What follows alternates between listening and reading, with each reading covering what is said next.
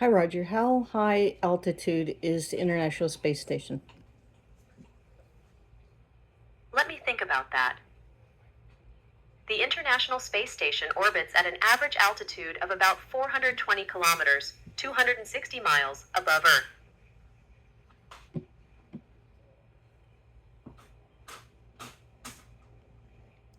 What's the speed of the International Space Station?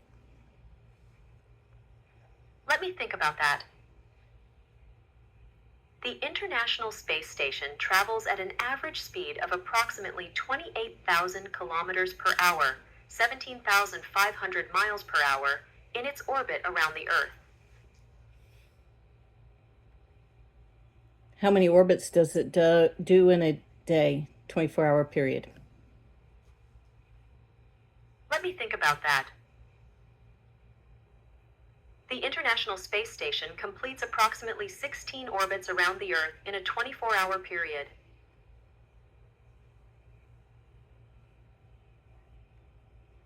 What's the altitude for StarLink satellites?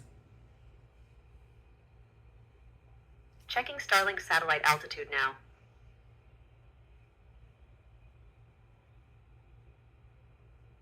Starlink satellites orbit approximately 342 miles, 550 kilometers above Earth.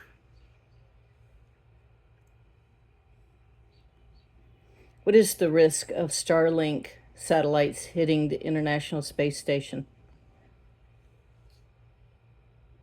Researching Starlink satellite risk to ISS now.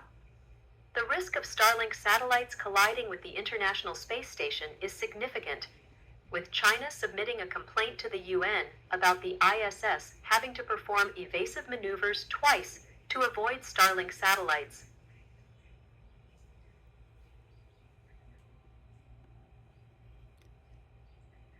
It's about 100 miles above the International Space Station. What's the risk?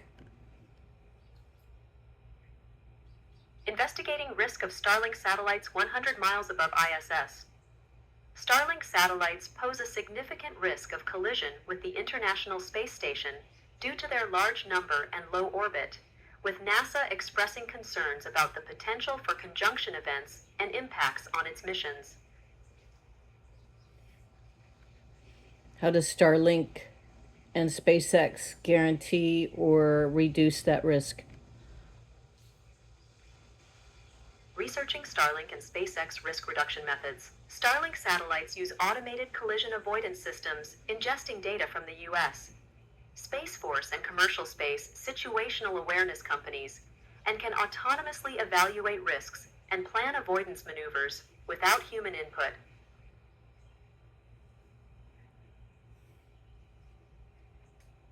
Have any satellites been hit by any Starlink satellites? Investigating if any Starlink satellites have collided.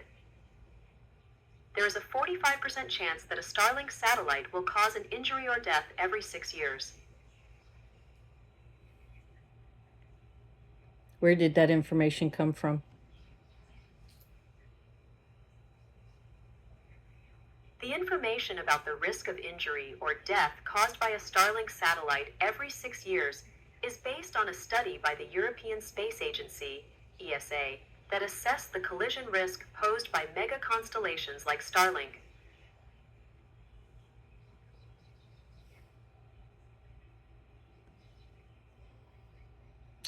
What can the International Space Station do to avoid that?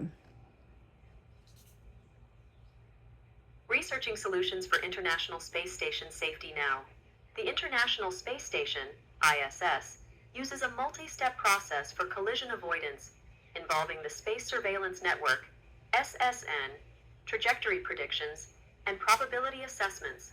The ISS maneuvers to avoid collisions if the probability of impact exceeds a certain threshold, typically using Russian Progress resupply vehicles or the service module for propulsion.